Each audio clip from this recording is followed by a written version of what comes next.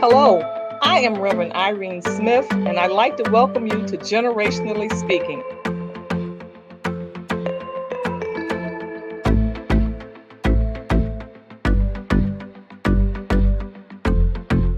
Here at the table, we come and we discuss life issues, no matter what they might be. As we sit at the table with each generation, we all learn, we all grow, we all are inspired. Yeah, yeah.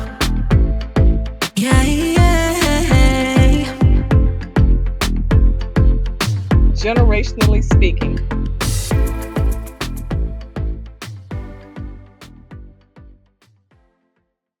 Hello, everyone, and welcome again to Let's Talk Personal Finances. I'm your host, Charlene Pemberton, and I am a financial educator and a former financial advisor. This is our second installment of Let's Talk Personal Finances. We recorded our initial installment back, I think, in June. Hope everyone had a good summer. And the intro video is available online under the Generationally Speaking YouTube channel. So I encourage you to watch that so that you can see from the beginning what our objective is and why it is that we are coming to you with this show. Today, we're going to enter into our topics as I related on the first show. And I'm just going to repeat them again to remind everyone. We're going to start out with the spending plan.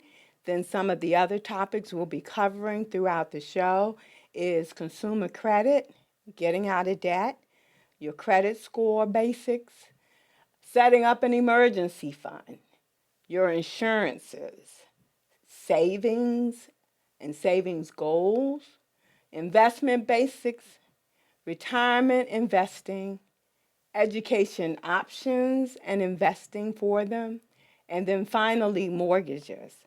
We may also have a guest to come on and talk about nonprofits, as well as setting up yourself as an LLC. So with all of that in mind, today we're going to be talking about a spending plan. And for those that don't mind the B word, I'm talking about a budget.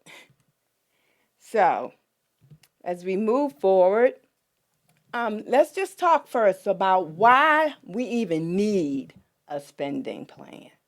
As I mentioned before, I was formerly a financial advisor, and one of the ways we would gather clients would be that we would do complimentary consultations, and it was just like a financial health check.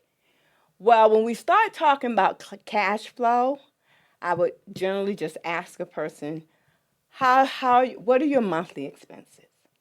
Almost always, people could run down what their rent or mortgage was, what their utilities bills were, probably their cable bill. But when you got beyond those items, they weren't aware of how they were spending. Asking questions like, how much do you spend each month on clothes or even on groceries? How about toiletries? And they would draw a blank. So you need a spending plan just to know how you're spending your money. Where's your money going? You know, if you're like me, I hate working with cash. I break a $20 bill and it goes poof, like I never had it. So a spending plan is to enable you to know just what you're spending your money on per month. So I want you to keep in mind it's a working document, meaning that you can track, you can change, because if you create a spending plan or a budget that you don't adjust, you will not use it. So it needs to be a working document so that it can work for you. So as we look at a spending plan, we have to have a journey to set one up. That journey includes tracking, looking at the categories of periodic expenses. It includes also trimming in most cases. If you are spending less than what you're bringing in, you're probably in good shape. And then maintaining. So we're going to start just talking about tracking. And when we talk about tracking, there's many ways of doing it. In this day and age, there are apps, bank apps, or even, and I'll go over a couple of the apps that are available that will enable you to track your spending. And most often with these apps, you have to input something. That if you work through your checking account, you probably don't. You can transfer the money. The tracking or the numbers straight from your checking account into the tracking app. But some way the information has to be recorded. So I'm going to step through an old-fashioned way of doing things just in case you don't have an app or you don't know how to use the app, so that you can know the basic ideas of what's going into creating a spending plan. The starting point is tracking your expenses.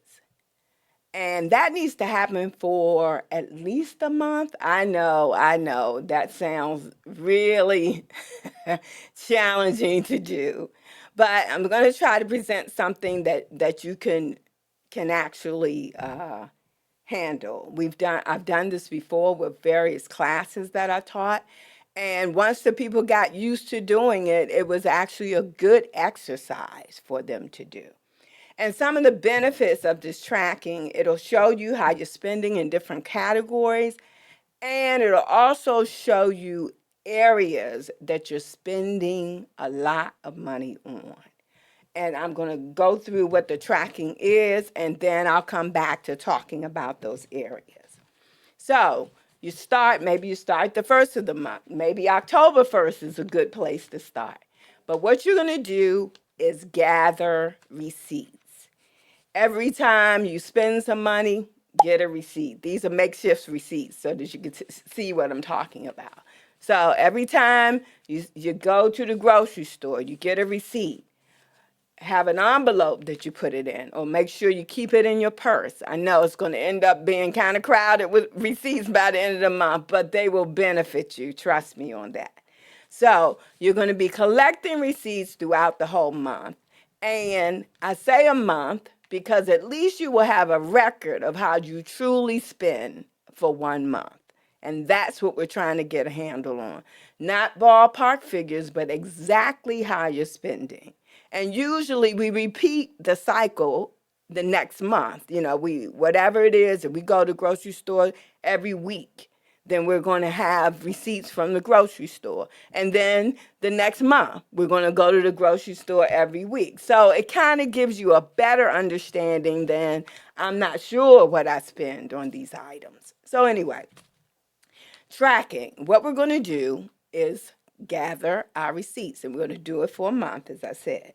Then, once you have your receipts for that month, and these are makeshift receipts, like I said, so what you're going to do is take each set of receipts and you're going to divide them into categories. And I'm going to give you some exact ideas of what categories are.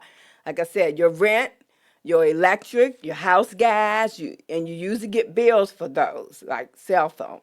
But then you have car gas, for example. You'll get receipts every time you get have car gas, and you'll put those receipts together.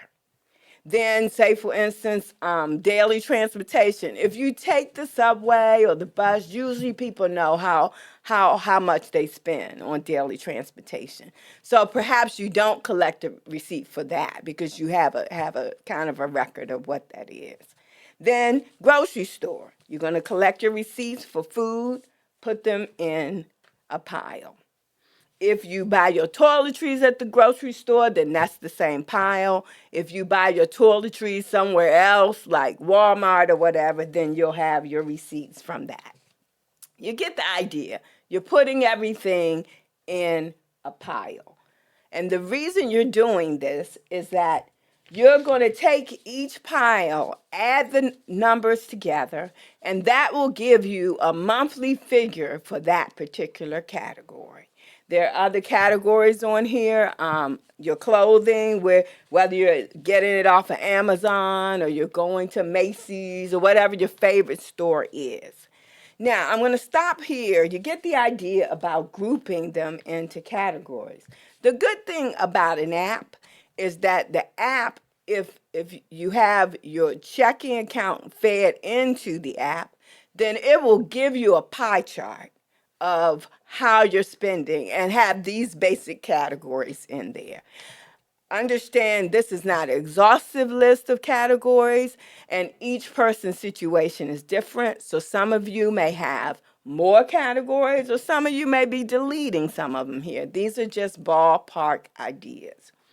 Remember when I talked about areas of spending? The other thing these receipts are going to do is to help you to see what is your area of spending. All of us spend money on a lot of money on something. For my own self, when I was younger and just started work, I spent a lot of money on clothes. But then it shifted as I had more of a wardrobe and I was able to wear enough things. I didn't buy a lot of clothes, but then it shifted to eating out. Once I got really busy and I didn't have time to cook, not that I cooked that much anyway, but when I didn't have time to cook, then I would always stop at fast food places. So I was hanging out with my buddies and we were always hanging out around a meal. So then my area changed to eating out. My point is this: everybody has something, and these receipts are going to help you to see what your area is. So they're going to serve multiple purposes. There are other things that I want to talk about. Periodic expenses, as examples. You get a water bill every 3 months, or you pay car insurance every 6 months maybe, or some people just set it up for monthly payments. But when you pay for your car insurance monthly, you pay an additional fee to do it and pay it on a monthly basis. So as we're trying to save money, maybe you don't want to try to reduce that additional fee, right? When we talk about periodic expenses, say for instance you have a water bill of $300 a month. If you have a family, every 3 months. If you have a family, that's a possibility. So what you're trying to do is to put aside $100 a month, and then when that 3-month period comes, you already have that water bill money's covered. So that's the idea of periodic expenses. Same thing with your car insurance or anything that you pay periodically. So the idea is to add up each category, and then you could use a spreadsheet perhaps to do this, and you'll have a figure for each category, and you'll know how you're spending your money for a month. So after you have that figure for each month, you want to total up those figures, and that's your total expenses. So if your total expenses are less than your expendable take home, yay, we're in good shape.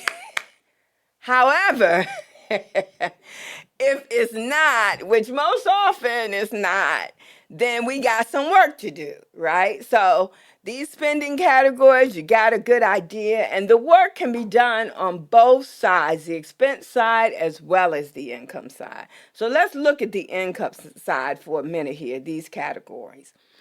Mostly your expenses from your check. You're going to have federal and state income taxes. You're going to have FICA for Social Security. Then you have your medical insurance, your dental insurance, your life insurance, and disability.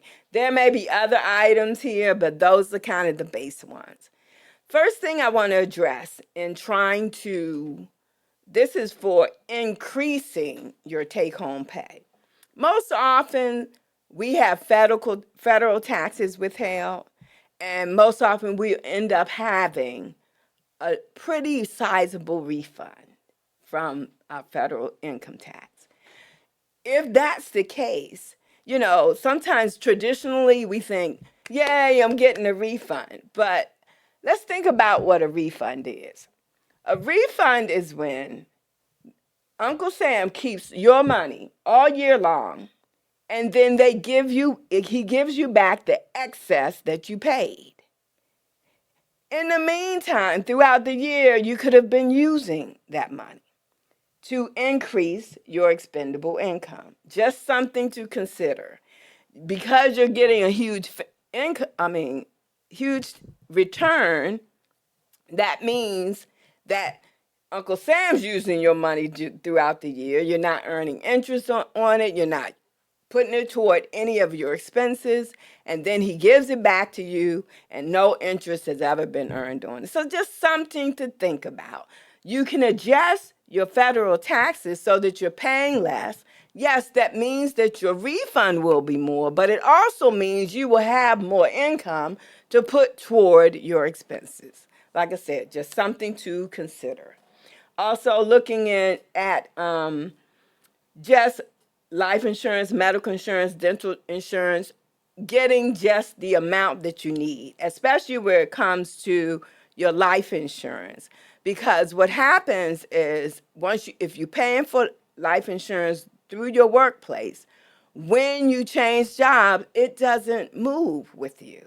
So consider independent life insurance that you're paying premiums on, and no matter where you work, you will still have that policy in place. So those are just some things to consider when talking about trying to increase your income. And certainly in the day and time we live in, there are plenty of ways of earning money online to have a second source of income. And this is just, like I said, having more expendable income to put toward your expenses. So that's one thing to consider in terms of adjusting your income. Now, there are a number of things that you can consider in terms of spending, handling your spending. This spreadsheet just kind of gives you an idea of the different categories and a ballpark percentage for what you're spending on. And if you find that this is percentage based on your income. So it's a ballpark percentage for each area. For housing, it's 25 to 40%. Food and household. And you can look at these on, go back and look at them for your benefit to just give you a ballpark idea of how you should be spending across the different categories. And then I also made a list of ways you can trim expenses and stretch your dollars. All of this is for getting a spending plan that works for you. So one of the things with banking, you can shop around. Also consider online banking because there's less overhead expense. You're not paying for a building. You're not paying overhead expense. And so the saving gets passed on to us. Also, with full service banks, they charge fees for services we may not be even using. So then when you talk about food, shopping list, make a shopping list, stick to it, use coupons, pay attention to unit pricing, and never go to the grocery store on an empty stomach because I guarantee you'll spend more money. And also, just hard to reach items in the grocery store are usually a better buy because the manufacturers, they pay to be in reach. So they're going to pay a premium. That premium is going to get passed on to you. With household items, buy bulk, especially if the supermarket prices are high, and also try generic or unpopular brands. The name brands are not necessarily the best items. And so I'm going to leave the exercise to you to look at some of these other items on ways of trimming expenses and stretching dollars. But this is all for the purpose of setting up a spending plan, a working spending plan for you to start with and to be able to use. Okay, so we're going to look at the popular tracking apps. And they are, first of all, Every Dollar was created by Dave Ramsey. And you can get a free version of it that doesn't link to your accounts, but then you don't automatically have your pie chart or your tracking. So if you want to get a version that links to your accounts, it's a monthly fee for $17.99 monthly and $79.99 annually. So that's an app to consider. Another one is You Need a Budget, and it's called YNAB. Sometimes that's how people refer to it. But that one's good for beginners. It uses an envelope system. And what an envelope system is that with each category, you might have an envelope. You put the money in the envelope for that. So you could do that electronically by allocating money from your checking account for a particular category.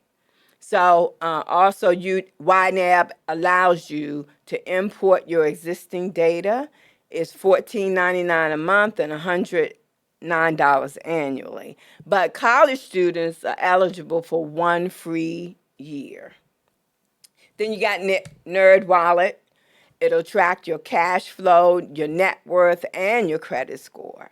This is a 50-30-20 model. So 50% toward expenses, 20% investments, and 30% for discretionary items. Okay.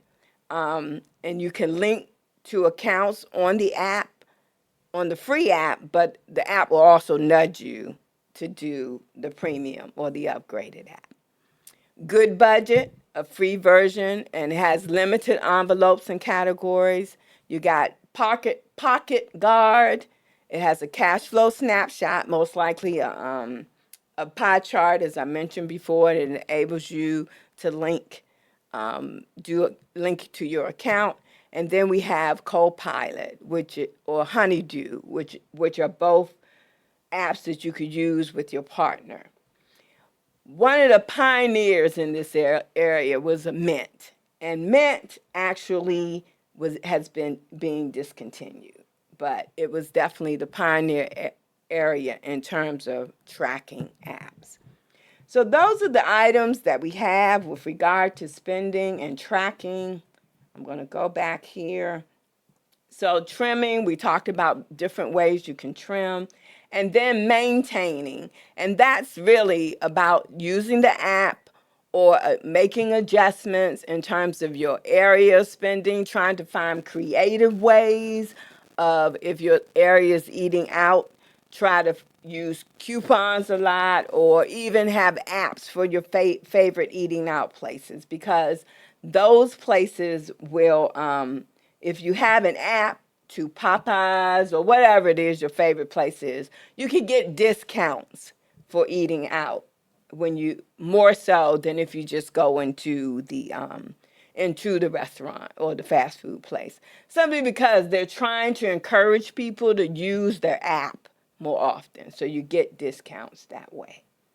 If there are any questions about anything that I've shared, please don't hesitate to put your question into the chat, because I'll check the chat before our next recording, and I'll ensure that I address those questions. Those are the things that we have in terms of spending. Thanks everyone for listening, and have a great day.